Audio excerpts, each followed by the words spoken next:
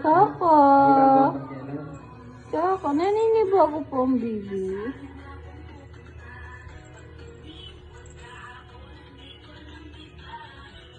Saan ka talaga panik, Aloy?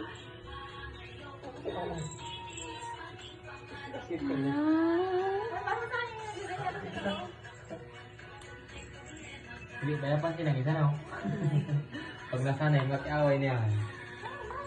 Kaya ang bugo niya eh. Kudo. Kabar ko to. Ano eh, to.